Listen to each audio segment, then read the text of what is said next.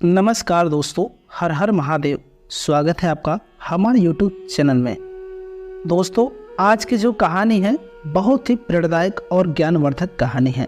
दोस्तों, इस कहानी में बहुत ही ज्ञान की बातें हैं। दोस्तों, इस कहानी में कौवा भगवान भोलेनाथ से न्याय मांगता है। तो दोस्तों, यह कहानी, यह प्रसंग आपको बहुत बड़ी सीख देखी जाएगी। इसलिए दोस्तों, आपसे रिक्वेस्ट है, आप वीडियो को लास्ट तक जरूर देखिएगा, कहानी को अंत तक जरूर सुनिएगा, तभी आपको ज्ञान की प्राप्ति होगी। तो दोस्तों, आइए हम कहानी को शुरू करते हैं। दोस्तों, प्राचीन काल की बात है। एक कौवा अपने घोंसले में अपने बच्चों के साथ बैठा हुआ था। तभी वह देखता है कि एक बगल के पेड़ पर एक कोयल भी बैठी हुई है और वह कोयल कोई मधुर गीत गा रही है। उस पेड़ के नीचे खड़े कुछ लोग उस कोयल के मधुर गीत को सुन रहे थे। यह देखकर कौवा बहुत प्रसन्न होता है। प्रिय दर्शकों, कुछ देर बाद कोयल वहाँ से उड़कर चली जाती है। तो कौवा सोचता है कि यह लोग जो कोयल का गाना सुन रहे थे, क्यों ना उनके लिए मैं कुछ गाना गाऊं। प्रिय दोस्तों, वह कौवा काव काव करने लगता है। उसके बाद वहाँ खड़े सभी लोग उस कौवे के ऊपर कंकड़ मारने लगते हैं और उसे भगाने लगते हैं। प्रिय दर्शकों, इसके बाद वह कौवा बहुत दुखित होता है और वह मन ही मन भगवान से कहता है कि हे भगवान, आप हमें कैसा जीवन दिए कि लोग हमें मारते हैं और वहीं कोयल की आवाज़ को लोग बहुत प्रेम भाव से सुनते हैं और उस कोयल की मधुर आवाज़ को सब लोग सुनते हैं, लेकिन अगर वही गाना हम गाते हैं तो लोग हमें कंकड़ मारने लगते हैं। इसके बाद वह कौवा प्रण लेता है कि मैं भगवान भोलेनाथ के पास पर्वत पर जाऊंगा और उनसे कहूँगा कि भगवान, मुझे कोयल बना दो। कोयल कितनी अच्छी होती है, कितना मधुर गाती है, उसकी आवाज़ सुनने के लिए सभी लोग उत्सुक होते हैं। प्रिय दर्शकों, ऐसा दृढ़ निश्चय करके वह कौवा कैलाश पर्वत के लिए उड़ान भरता है। उसके बाद जैसे तैसे उड़ते उड़ते वह कौवा आखिरकार कैलाश पर्वत पर पहुंच ही जाता है और जाकर भगवान भोलेनाथ के चरणों में गिर जाता है। प्रिय दर्शकों, भगवान भोलेनाथ उस कौवे को उठा लेते हैं और कहते हैं, क्या हुआ कौवा, इतने परेशान क्यों हो तुम। उसके बाद वह कौवा भगवान भोलेनाथ से विनती करता है कि हे भोलेनाथ, मुझे कोयल बनना है, मुझे आपने कौवा क्यों बनाया। कौवे की ज़िंदगी बहुत बुरी होती है, सब लोग हमें पत्थर मार के भगाते हैं, कोई अपने आसपास आने नहीं देता। कोयल कितना मधुर गाती है, गीत गाती है, हे भगवान, मुझे कोयल बना दीजिए। प्रिय दर्शकों, उसके बाद भगवान भोलेनाथ उस कौवे से कहते हैं, हे कौवे, तुम शांत हो जाओ, हम तुम्हें कोयल अवश्य बना देंगे, हमें कोई दिक्कत नहीं है, लेकिन इससे पहले तुम्हें एक कार्य करना होगा। कौवा पूछता है, हे भगवान, मुझे क्या करना होगा। प्रिय दर्शकों, भगवान भोलेनाथ उस कौवे से कहते हैं, कौवे, तुम पहले उस कोयल के पास जाओ, उससे पूछ कर आओ कि क्या वह अपने जीवन से संतुष्ट है, कहीं उसे अपने जीवन से कोई शिकायत, कोई समस्या तो नहीं है। तब कौवा कहता है कि भगवान, मैं तुरंत जाता हूँ और कोयल से पूछ कर के आता हूँ, इसके बाद आप मुझे कोयल बना दीजिएगा। प्रिय दर्शकों, इतना कहकर वह कौवा कैलाश पर्वत से उड़ान भरता है और सीधा उस कोयल के घोंसले की तरफ जाता है। लगातार 2 दिन 3 दिन उड़ने के बाद वह कौवा कोयल के पास पहुंचता है। वह कौवा कोयल से जाके पूछता है, हे कोयल बहन, तुम क्या अपने जीवन से संतुष्ट हो, क्या तुम्हें अपना जीवन प्रिय है। तुम तो इतना अच्छा गाना गाती हो, सभी लोग तुम्हारे गाने को बहुत मधुर ध्यान से सुनते हैं, सभी लोग तुम्हारा गाना सुनने के लिए उत्सुक रहते हैं, तुम्हारा कितना अच्छा जीवन है। प्रिय दोस्तों, इसके बाद वह कोयल कौवों से कहते हैं, अरे नहीं भाई, मुझे अपना जीवन बिल्कुल पसंद नहीं है, मेरी आवाज़ तो मुझे बहुत अच्छी मिली है, लोगों को बहुत अच्छी लगती है, परंतु मेरा रंग बहुत काला है, मेरा रंग एकदम ही बुरा है, किसी को मेरा रंग अच्छा नहीं लगता।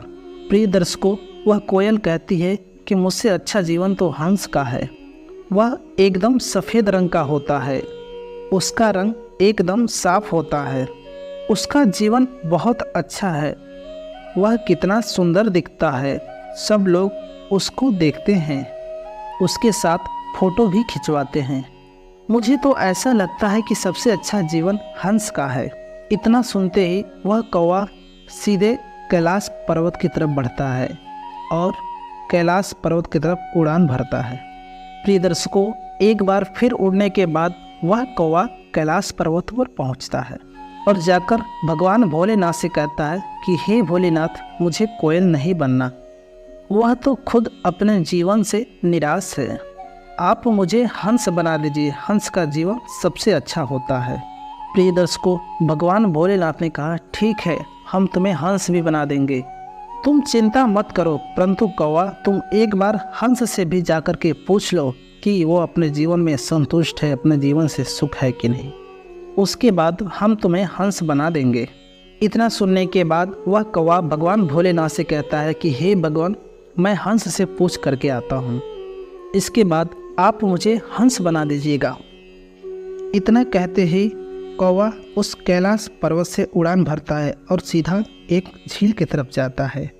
कौवा 2-3 दिन उड़ान भरने के बाद उस झील के पास पहुंच जाता है। वह झील में देखता है कि कई सारे हंस झील में तैर रहे हैं। यह देखते ही वह कौवा हंस के पास जाता है। उसके बाद कहता है, हंस भाई, क्या तुम अपने जीवन से संतुष्ट हो, अपने जीवन से खुश हो?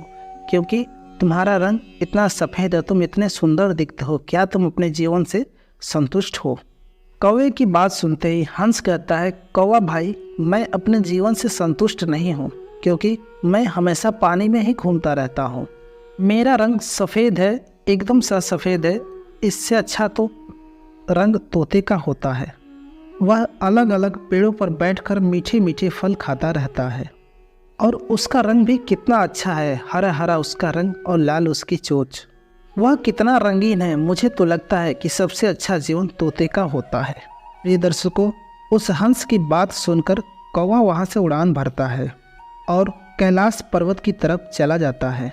कौवा एक बार फिर कैलाश पर्वत पर पहुँच जाता है और भगवान भोलेनाथ से कहता है, हे भगवान, मुझे हंस नहीं बनना। हंस तो बहुत दुखी है अपने जीवन से, आप मुझे तोता बना दीजिए। तोता बहुत ही सुखी होगा। वह रंग बिरंग का होता है और अलग अलग वृक्षों पे जाके फल का स्वाद लेता है, इसलिए तोता अपने जीवन से बहुत सुखी होगा। इसलिए आप हमें तोता बना दीजिए। कौवे की बात सुनकर भगवान भोलेनाथ कहते हैं, हे कौवा, हम समझ गए, हम तुम्हें तोता बना देंगे, लेकिन परंतु तुम तोते से जाकर पूछो क्या वो अपने जीवन से संतुष्ट है, उसके बाद हम तुम्हें तोता बना देंगे। इतना सुनकर कौवा कहता है कि हे भगवान, मैं अभी जाता हूँ और मैं तोते से पूछ करके आता हूँ और उसके बाद आप मुझे तोता बना देना। इतना कहते ही प्रिय दर्शकों, कौवा कैलाश पर्वत से उड़ान भर देता है और किसी तोते को जंगल में जाकर ढूंढने लगता है। कुछ देर इधर उधर ढूंढने के बाद उसे एक पेड़ पर एक तोता दिखता है। वह तोते से कहता है, अरे तोते भाई, तुम मेरी बात सुने, तुम कितने सुंदर हो, कितने रंग बिरंगे हो, तुम तो अपने जीवन से बहुत खुश होगे ना। तुम्हें अलग अलग प्रकार के फल भी खाने को मिलते हैं। कौवे की बात सुनकर तोता कहता है, अरे भाई सुनो, हमारा जीवन ऐसा है कि लोग हमेशा हमें पकड़ने की फिराक में रहते हैं। हम शांति से कहीं बैठ भी नहीं सकते। क्या पता कब कोई शिकारी आकर हमें पकड़ ले और पिंजरे में बंद कर दे। हमें अपनी सुरक्षा के लिए हमेशा कहीं दूर पेड़ पर बैठना पड़ता है। ऐसे जीवन से तो एक मोर का जीवन अच्छा है। वह कितना सुंदर होता है, कितने अच्छे अच्छे उसके मोर पंख होते हैं और उसे कोई पिंजरे में बंद भी नहीं करता। मुझसे अच्छा तो जीवन उस मोर का है। मोर सबसे सुखी पक्षी होता है। तोते की बात सुनकर वह कौवा सीधे कैलाश पर्वत जाता है और भगवान भोलेनाथ से कहता है, हे भगवान भोलेनाथ, तोता भी अपने जीवन से संतुष्ट नहीं है, इसीलिए आप मुझे तोता न बनाकर आप मुझे एक मोर बना दीजिए। मोर अपने जीवन से बहुत संतुष्ट होगा, क्योंकि उसके पंख बहुत रंगीन होते हैं, बहुत अच्छे होते हैं। कौवे की बात सुनकर भगवान भोलेनाथ कहते हैं, ठीक है कौवा, हम तुम्हें मोर भी बना देंगे, परंतु एक बार आप उस मोर से भी जाकर के पूछ लो कि क्या वो अपने जीवन से संतुष्ट है, उसके बाद हम तुम्हें मोर भी बना देंगे। भगवान भोलेनाथ की बात सुनकर कौवा कैलाश पर्वत से सीधे मोर को ढूंढने के लिए निकल पड़ता है। कितनी देर ढूंढने के बाद उसे एक चिड़ियाघर में एक मोर दिखता है।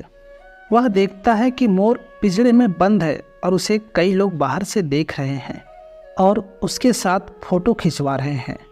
वह सभी लोगों के हटने का इंतज़ार करता है और जब सभी लोग हट जाते हैं तो चुपके से जाके कहता है कि हे मोर, तुम्हारा जीवन कितना अच्छा है, तुम कितने सुंदर हो, तुम्हारे साथ तो लोग फ़ोटो खिंचवाते हैं, तुम्हारे पंख कितने रंग बिरंगे हैं, मुझे लगता है कि सबसे सुखी पक्षी तुम ही होगे।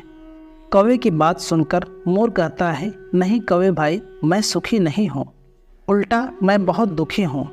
सभी लोग मेरे सुंदर पंख को लेने के लिए मुझे पकड़ने की कोशिश करते हैं और मेरे पंख के लिए कभी कभी तो मुझे मार भी देते हैं और मेरे पंख उखाड़ लेते हैं। इसके बाद उन पंखों को लेकर बाज़ार में बेचते हैं। कौवा भाई, सच बताओ तो मेरा जीवन तो बहुत ही कठिन है।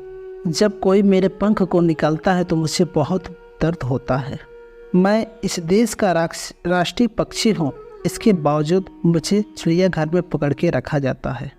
सब लोग आते हैं, मुझे देखते हैं और फ़ोटो भी खिंचवाते हैं, परंतु यहाँ से जाने में, यहाँ से भागने में कोई मेरी मदद नहीं करता है। मोर की बात सुनकर कौवा कहता है कि भाई, तुम भी अपने जीवन से दुखी हो तो पक्षी सबसे सुखी कौन होगा इस दुनिया में।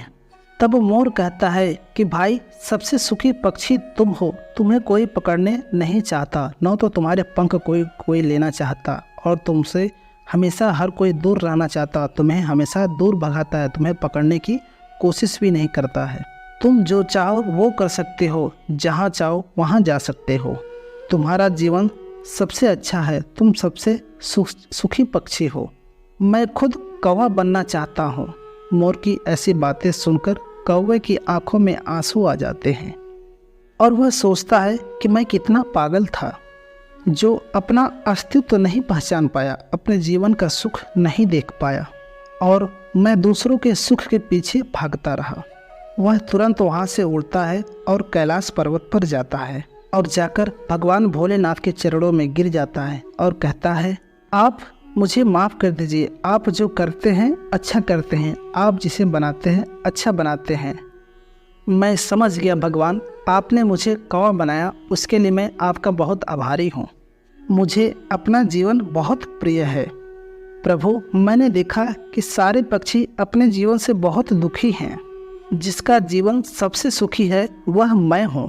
प्रिय दर्शकों, कौवा तो समझ गया कि भगवान जिसे जैसा जीवन देता है उसके लिए वह सबसे अच्छा जीवन होता है, परंतु हम इंसान भी ऐसा ही करते हैं। दूसरों के पास जो भी है उसे देखकर हमारे अंदर भी ऐसा ही इच्छा होती है उसे पाने की, परंतु प्रिय दर्शकों, हमें ऐसा नहीं करना चाहिए। हमें यह समझना चाहिए कि हमारा जीवन सबसे अच्छा है।